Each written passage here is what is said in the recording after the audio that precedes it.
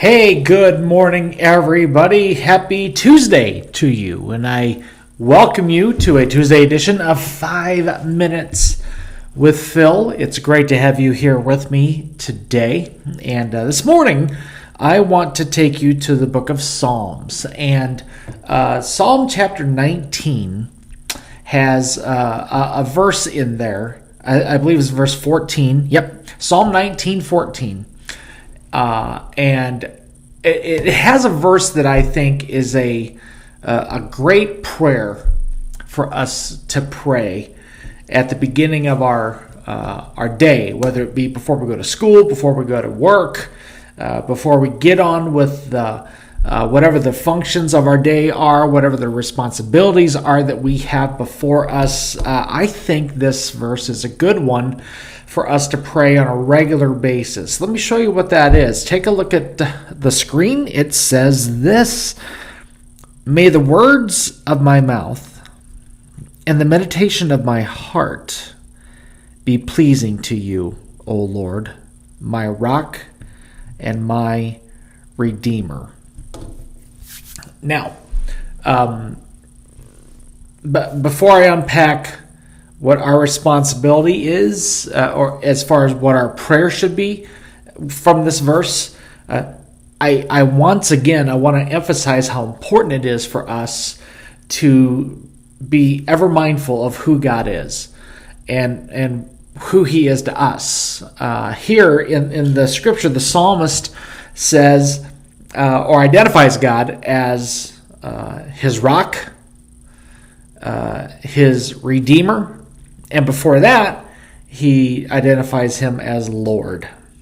And I think that is a very, very important thing to keep in mind, that he's your Lord, which means he's in control of everything. He is our rock, so he gives that firm place that we can stand on. He is stability, okay? He is not wishy-washy. He is committed to us, and so that's important. And he's also our Redeemer, and we should be reminded that he is the one who redeemed us from the penalty of our sin. So this prayer is to your Lord, your rock, your Redeemer, all of that. That is God. Now, the contents of this prayer, I think, are really powerful. And they're a good start your day off prayer for us. He says, "May the words of my mouth and the meditations of my heart be pleasing to you."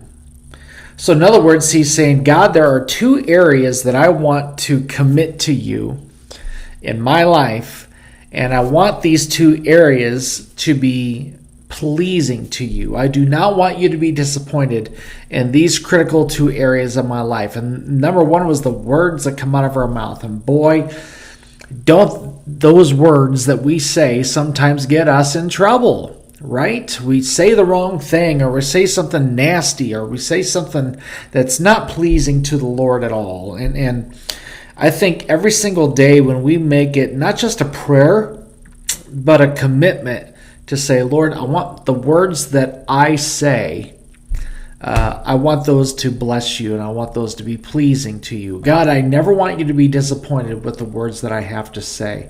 What a great prayer to pray every single day.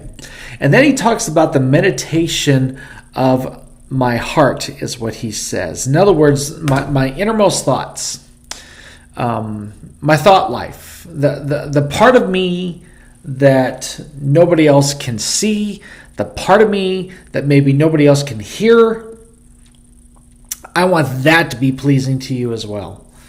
And I think it's a good practice for us to make sure that the things that we camp out on mentally, emotionally, that those are pleasing to the Lord as well.